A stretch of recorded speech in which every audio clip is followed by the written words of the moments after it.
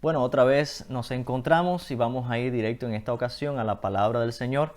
Se ha estado interrumpiendo la conexión, pero nosotros seguimos conectados, ¿ok? Seguimos aquí estudiando la palabra, así que si alguno se ha desconectado, perdió la señal, en esta hora vuélvase a conectar y vuelva a compartir, vuelva a unirse mientras nos preparamos para escuchar la palabra del Señor. Y decía que nos encontrábamos en Malaquías capítulo 2, los versículos del 17 al capítulo 3, versículo 5.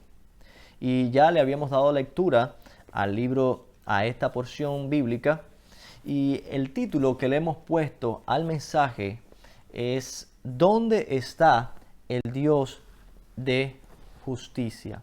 ¿Dónde está el Dios de justicia? Esa es la pregunta que muchas personas hoy se hacen. ¿Dónde está el Dios de justicia? Cuando ven que ocurren fenómenos naturales, cuando ven que hay abusos, por ejemplo, hay niños abusados, niños también en la calle abandonados. La gente constantemente nos pregunta, bueno, si Dios es bueno, si Dios es amor, ¿dónde está el Dios de justicia? ¿Dónde está el amor de Él? ¿Y por qué permite que sucedan ciertas cosas que vivimos hoy? Este título es la misma interrogación que tenía el pueblo judío en tiempos de Malaquía. La disputa, esta tercera disputa entre Dios y el pueblo judío, es el reclamo que comienza con el reclamo de Malaquía a los judíos por la forma en que se expresaban en relación acerca de Dios. Ellos estaban expresando de una manera muy escéptica acerca de Dios, solamente porque las cosas no estaban ocurriendo como ellos entendían que debía ocurrir.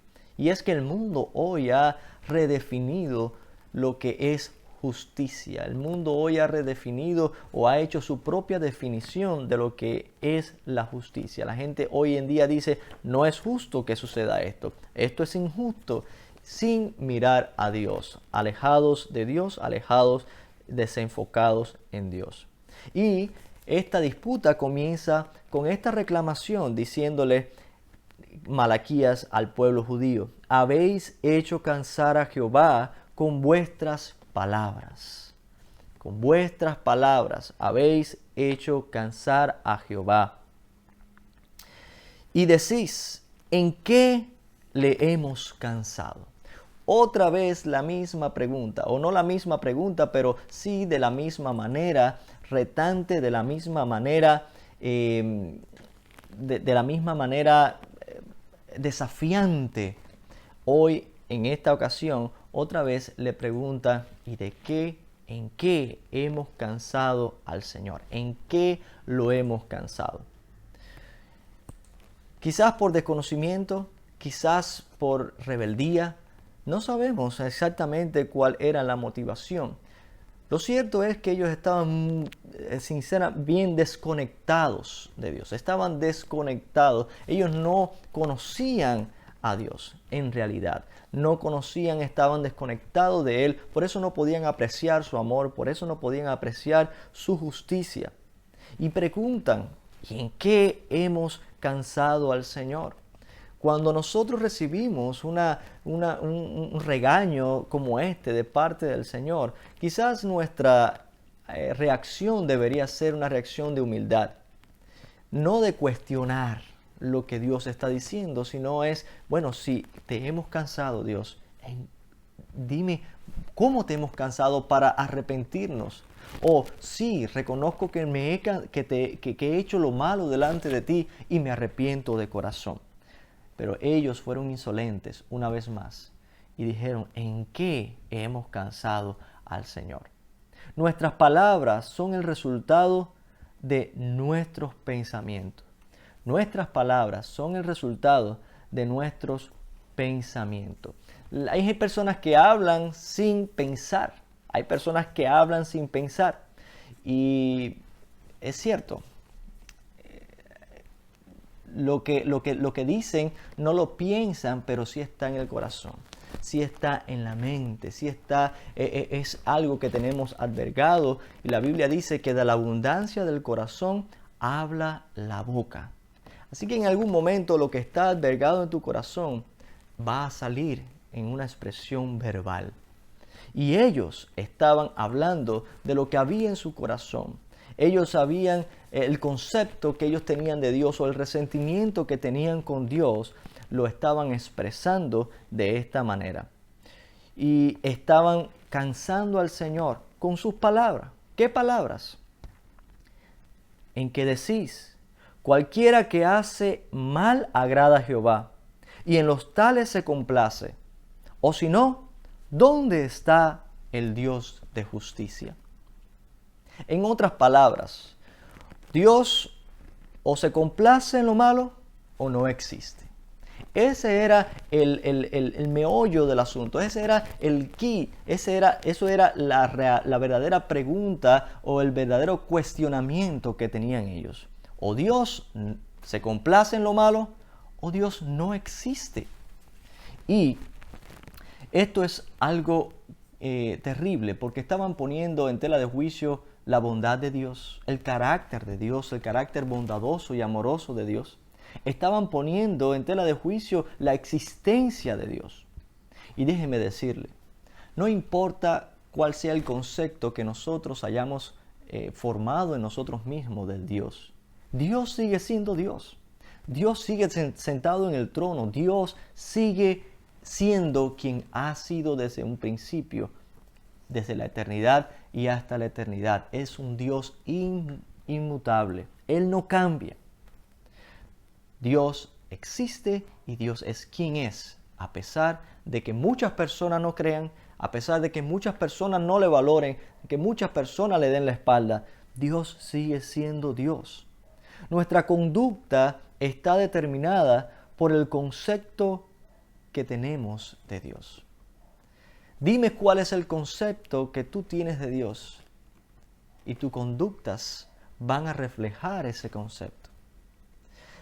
Dime quién es tu Dios y yo te voy a decir y tú vas a demostrarme de qué manera vas a vivir. De aquí ahora entendemos por qué el pueblo de Israel estaba ofreciendo lo dañado al Señor. Ahora entendemos por qué el pueblo de Israel estaba ofreciéndole animales ciegos, enfermos, cojos, porque no estimaban a Dios, porque no conocían a Dios, porque el concepto que tenían de Dios estaba distorsionado, no reflejaba al Dios verdadero. Ellos creían que estaban buscando a Dios, pero la realidad es que estaban muy lejos de Dios. Dios sin duda actuaría y actuaría pronto. Ahora, la prontitud del Señor no es lo que nosotros pensamos. El Señor dice en Malaquías capítulo 3 versículo 1, He aquí, yo envío mi mensajero, el cual preparará el camino delante de mí, y vendrá súbitamente a su templo el Señor a quien vosotros buscáis, y el ángel del pacto, a quien deseáis vosotros. He aquí, viene, ha dicho Jehová de los ejércitos. Esta va a ser la próxima acción que tomará el Señor con relación a su pueblo, su relación con su pueblo y su plan de alcanzar al mundo para Cristo. Aquí vemos al Señor que anuncia a un mensajero que vendría y prepararía el camino del Señor. Sin duda, este mensajero es Juan el Bautista.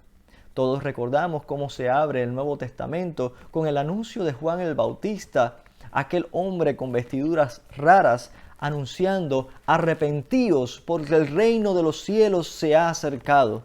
Y bautizaba Juan en el Jordán. Y muchas personas venían porque él predicaba el arrepentimiento de pecados y bautizaba.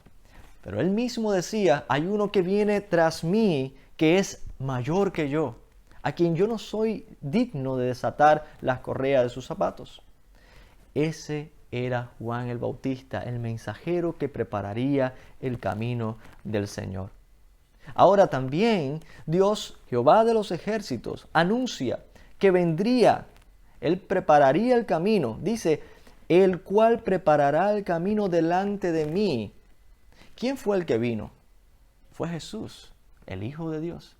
Sin embargo, Jehová de los ejércitos está anunciando que Juan el Bautista prepararía el camino delante de él.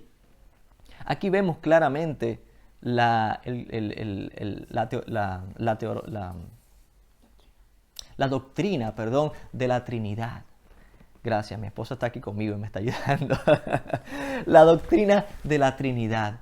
Jehová, Dios de los ejércitos, está diciendo que Juan el Bautista le preparará el camino. Y quien viene es Jesús. Jesús es Dios.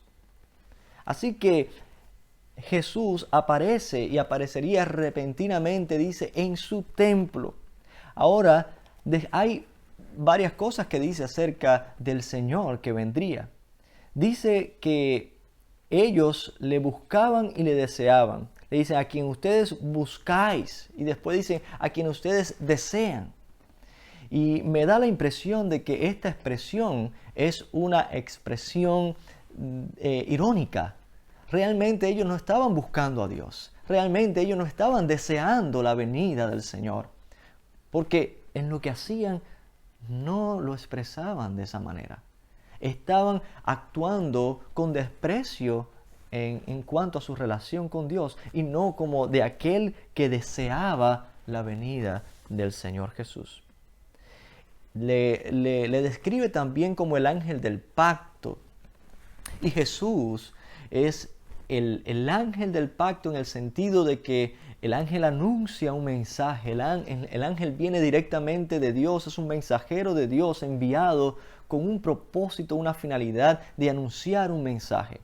Jesús continuó ese mensaje que Juan el Bautista comenzó: arrepentíos porque el reino de los cielos se ha acercado.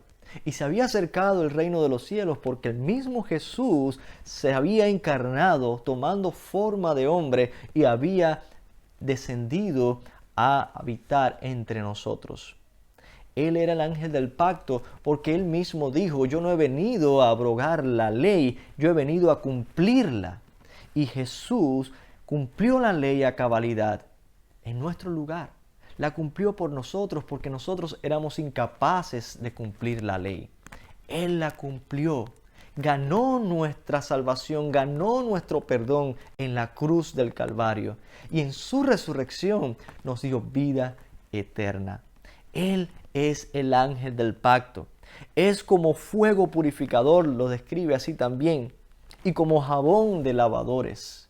Aquí está describiendo una característica importante de la misión que vendría a realizar Jesús, lo cual analizaremos más adelante. Así que Dios, el Jehová de los ejércitos, enviaría al Señor. Y todos recordamos aquella escena en que Jesús entra al templo repentinamente, cumpliendo esta profecía de Malaquías. Entra al templo y empieza a tumbar las mesas de los cambistas, de los que vendían, de los que estaban convirtiendo la casa de oración en cueva de ladrones. Y él, de esa manera, purificó el templo, haciéndolo de una manera física, externa, ejemplificando lo que una vez más adelante ocurriría en el corazón de cada uno de sus hijos, de aquellos que se arrepintieran, aquellos que fueran lavados con la sangre del Cordero de Jesucristo.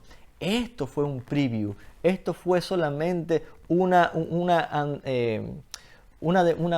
muestra de lo que vendría más adelante y que ocurriría en el corazón, ya que Dios no habitaría más en templos hechos de manos humanas, sino que el templo seríamos nosotros mismos, los hijos de Dios, templos del Espíritu Santo.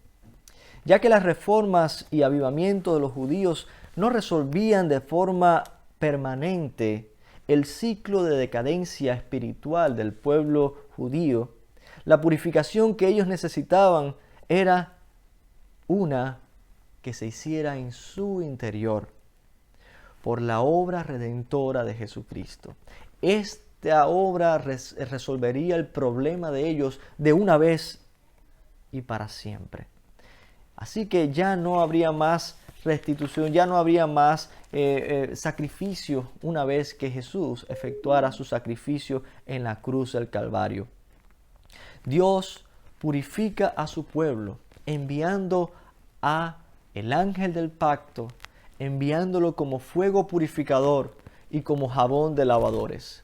Esa es la misión de Jesús. Él viene a quitar la impureza. Él viene a lavar a cada uno de los que se arrepienten de sus pecados y buscan el rostro del Señor. Esta ilustración, esta imagen del Señor como jabón de lavadores, tiene que ver con la propiedad de limpiar, lavar, quitar las impurezas alocadas en la superficie. Ahora, cuando habla de fuego purificador, va un poquito más adelante, porque el fuego no se queda en la superficie, el fuego penetra. Aquellos que han sufrido alguna quemadura saben cómo cuando hay una quemadura empieza a comer por dentro y hay diferentes grados de quemadura. El fuego penetra y limpia desde el interior hacia afuera. El jabón lava la superficie y purifica. Así que la purificación que vendría a ser el Señor era una purificación completa, no solamente externa, sino interna a través del fuego. El fuego es una reacción química autoalimentada y exotérmica llamada combustión. Para que se pueda producir el fuego se necesitan 3 factores: calor, combustible y oxígeno. El combustible puede presentarse en estado sólido, líquido o gaseoso.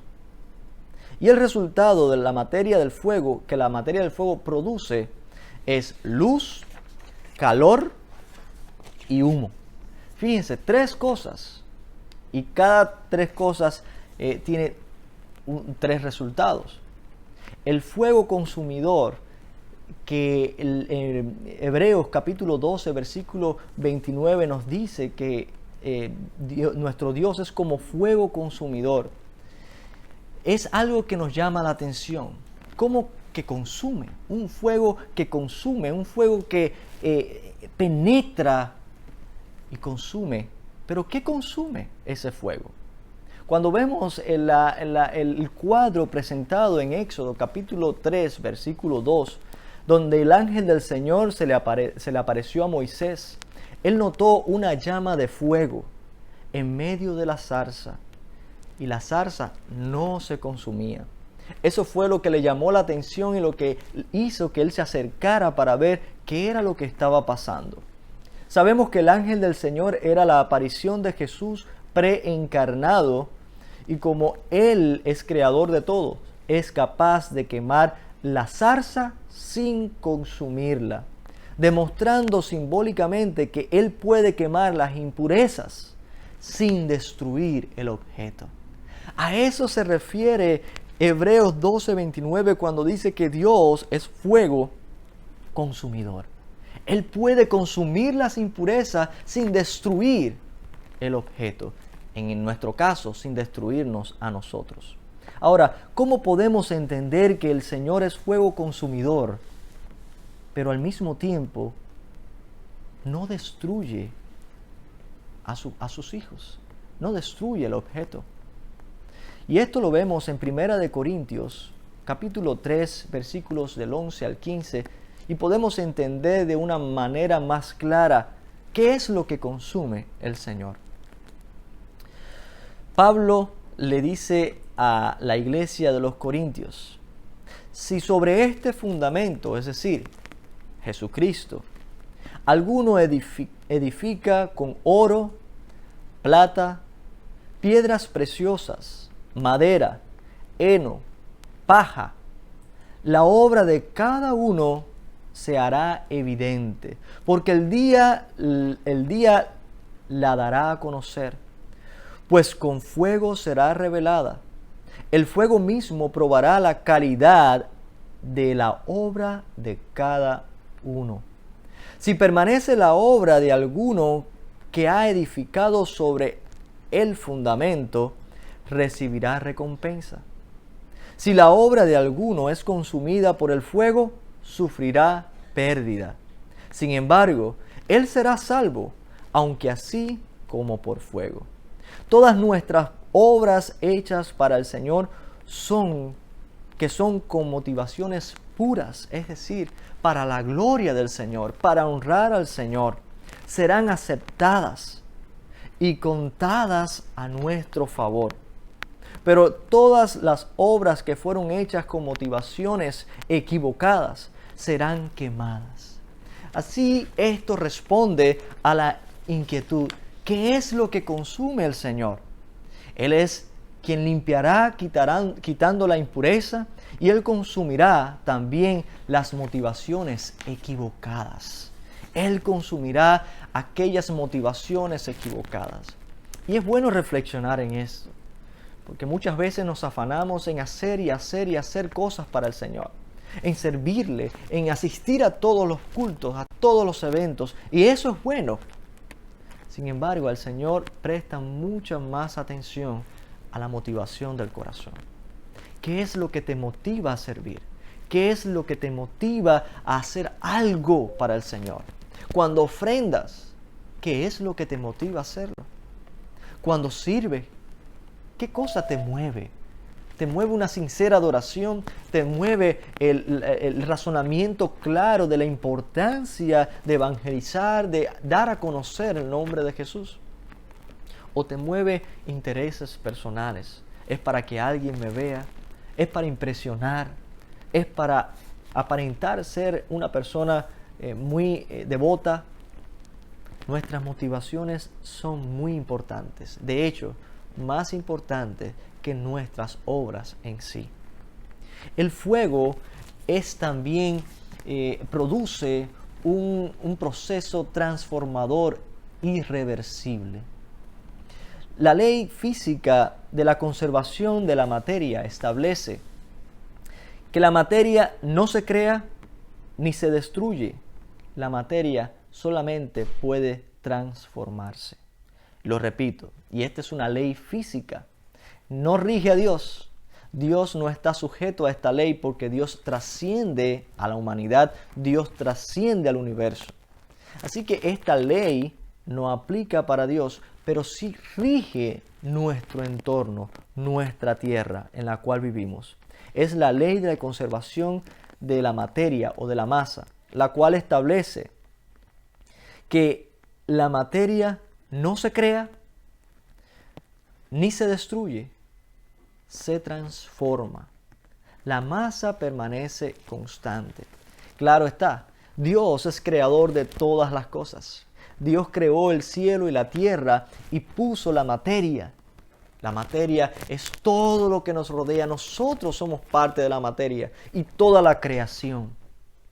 Esa materia no puede destruirse. Se puede transformar, pero no se puede destruir. El ser humano no puede crear. El ser humano crea sobre la base de lo que ya existe, de lo que Dios ha hecho, transformando la materia, no creando materia. Esto es una ley física y viene muy de acuerdo con lo que la Biblia nos dice acerca de Dios. Y lo traigo a colación porque nos hace reflexionar en algo importante. ¿Cómo entender esta ley? En tiempos antiguos, los científicos trataban de determinar qué es lo que sucedía. Porque la madera, por ejemplo, usted tenía un pedazo de madera y la quemaba. Y cuando quemaba esa madera, quedaban cenizas. Y cuando pesaban la madera antes de quemarla y pesaban las cenizas, se daban cuenta de que el peso cambiaba. Las cenizas pesaban mucho menos que la madera. Así que ellos por un tiempo pensaron que sí, la materia se destruía. Pero más adelante vino otro científico y él dijo, bueno, vamos a hacer el experimento, pero en otras condiciones. Pesaron la madera antes de quemarla. Y después de pesar la madera, la pusieron en un recipiente sellado herméticamente, con oxígeno, por supuesto, para que pudiera haber fuego que consumiera aquella madera. Y le subieron la temperatura, la madera se consumió, se convirtió en ceniza, pero cuando pesaron ese recipiente, se dieron cuenta que pesaba igual que la madera antes de ser consumida. Y de ahí es donde sale esta ley de la conservación de la materia o de la masa. La masa se mantiene igual, el peso se mantiene igual. Lo que pasa es que se transforma en energía calorífica y otras energías. Se transfiere, pero no se destruye. Hay un efecto, está el proceso reversible y proceso irreversible. Y estoy dando un poquito de física porque esto tiene mucho que ver con lo que la palabra nos dice acerca del Señor como fuego purificador.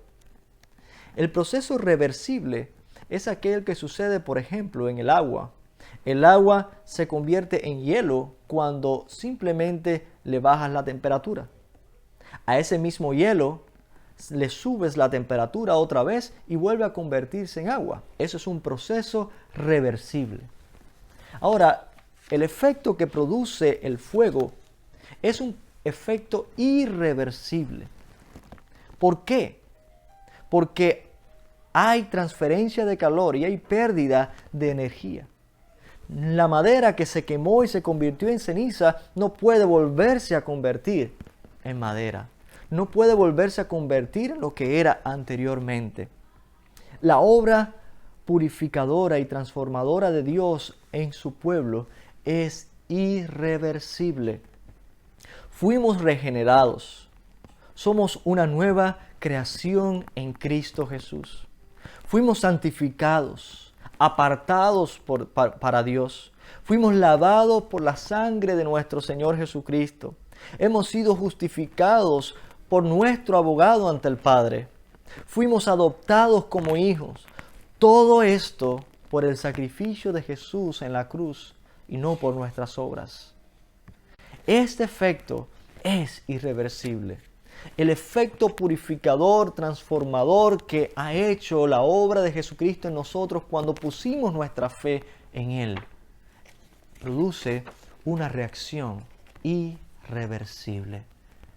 No vuelvo atrás, es como dice aquel canto. He decidido seguir a Cristo, no vuelvo atrás. Pero no vuelvo atrás no solamente porque yo lo he decidido, sino porque nada podrá separarnos del amor de Dios en Cristo Jesús, Señor nuestro. Tan ciego estaba Judá que no podía apreciar el amor y la justicia de Dios. Tan egoístas eran que terminaron siéndoles infieles a Dios. Solo cuando hemos sido regenerados podemos apreciar a nuestro Dios con todos sus atributos y adorarle de corazón y adorarle en espíritu y en verdad. Muchas personas participan del culto cristiano, dan sus ofrendas, sirven como un esfuerzo para ganar el favor de Dios o para simplemente tranquilizar sus conciencias. Sin embargo, esto no funciona con Dios. Si nuestras motivaciones no son auténticas, si no estamos buscando a Dios de corazón, si no le estamos reconociendo por quien Él realmente es, no funcionará. Nosotros necesitamos acercarnos a Dios reconociéndole como Él es. El Dios vivo, Dios poderoso. Él es nuestro Salvador. Es por eso que Jesús mismo dijo a Nicodemos, tiene que nacer de nuevo. Es necesario que nazcas de nuevo. Tiene que ocurrir el nuevo nacimiento para que podamos adorar a Dios de verdad. Nadie puede decir Señor de corazón si no lo hace guiado por el Espíritu Santo que mora en los hijos de Dios. Solo cuando estamos en el estatus de hijos por la fe en Jesucristo es que Dios recibe nuestra adoración, nuestras ofrendas, escucha nuestras oraciones y nos usa como instrumentos de honra. La palabra de Dios en Malaquías capítulo 3, los versículos del 4 al 5 terminan de esta manera. Y será grata a Jehová la ofrenda de Judá y de Jerusalén, como en los días pasados y como en los años antiguos. Versículo 5. Y vendré a vosotros para juicio, y seré pronto testigo contra los hechiceros y adúlteros, contra los que juran mentira y los que defraudan en su salario al jornalero, a la viuda y al huérfano, y a los que hacen injusticia al extranjero, no teniendo temor de mí, dice Jehová de los ejércitos. Solo cuando arreglamos nuestra relación con Dios, solo cuando nos mantenemos en el estatus de hijos, entonces podremos contar con la intervención de Dios, con la respuesta de Dios a nuestro clamor. Es importante, pueblo de Dios, que le busquemos de corazón. Que ese Jesús que vino como fuego purificador, realmente le dejemos hacer la obra en nuestros corazones de purificarnos, lavarnos. Y que como el fuego, como ese proceso irreversible, así sea nuestra entrega, nuestra consagración a Dios, sin volver jamás atrás. Porque es Dios quien hizo la obra y dependemos de Él y no de lo que nosotros podamos hacer. La pregunta inicial, ¿dónde está el Dios de justicia? Tiene una respuesta. Dios está presente. Dios está actuando. Dios envió a su Hijo Jesucristo. Ahora tenemos que volver nuestros rostros a Él. En una ocasión había un barbero cortándole el cabello a un hombre. Y le dijo a la persona que le estaba cortando el cabello, Dios no existe. Y le preguntó por qué la persona que se estaba cortando el cabello. Dice, simplemente Dios no existe porque si Dios existiera, las cosas malas que vemos hoy no ocurrirían. Aquel hombre se quedó sin palabras y salió de aquella barbería sin saber qué responder. Pero cuando salió en la puerta encontró a un hombre con el pelo por aquí, un pelo largo. Y se dio cuenta de algo muy importante y le pidió a aquel hombre que le acompañara y le dijo al barbero, ¿sabes qué? Dios sí existe.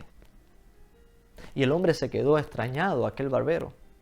Dijo, ¿por qué dices que Dios sí existe? Digo, aquí tienes el ejemplo. Los barberos no existen. Digo, ¿cómo que no? Yo estoy aquí. Dice, y si los barberos existen, ¿por qué hay todavía personas con el pelo tan largo? La cuestión es, no si los barberos existen o si Dios existe. Es si aquellas personas que están necesitando de la asistencia del barbero, vienen al barbero a cortarse el cabello. O si aquellos que necesitan la obra redentora de Jesucristo se vuelven con fe, le buscan, le reciben, confiesan su nombre como Señor y Salvador de sus vidas. Esta es la gran oportunidad y quizás hoy sea el último llamado. ¿Quién sabe? El Señor vendrá repentinamente por segunda vez. Esta vez vendrá para hacer juicio. Hoy es el día de salvación.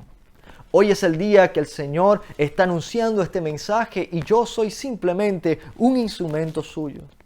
Si has escuchado la voz de Dios, que en esta mañana te está llamando, arrepiéntete de tus pecados. Y Él es fiel y justo para perdonar nuestros pecados, para sanar nuestra tierra, para limpiar nuestro corazón y hacerlo de una manera irreversible. Si hoy en esta ocasión quieres confesar a Jesucristo como tu Salvador y quieres experimentar esta vida, te invito a que cierres tus ojos conmigo. Yo te acompaño en oración. Pero que tu oración no sea simplemente una repetición de lo que yo digo, sino que tú con tus propias palabras puedas decirle al Señor: Jesús, te necesito. Soy pecador. Y he reconocido que no hay nada que yo pueda hacer para salvarme. Hoy he reflexionado y me he dado cuenta que como muchas personas he sido insolente y he desafiado tu señorío. Pero en esta hora me presento delante de ti y me arrepiento de mis pecados. Confieso que tú eres el Señor. Confieso que tú eres el único que puede dar vida, porque solamente tú has dado tu vida en la cruz del Calvario. En esta hora te confieso como mi Salvador y me comprometo a vivir la vida cristiana en obediencia, en sumisión a tu palabra. Ayúdame a través de tu Espíritu, revelándome tu palabra y ayudándome a caminar en obediencia de acuerdo a tus estatutos. En el nombre de Jesús. Amén. Yo no sé cuántas personas han estado escuchando el mensaje, pero es importante que si el Señor te ha hablado, escuche la voz. El que tenga oído para oír, oiga lo que el Espíritu de Dios dice a la iglesia.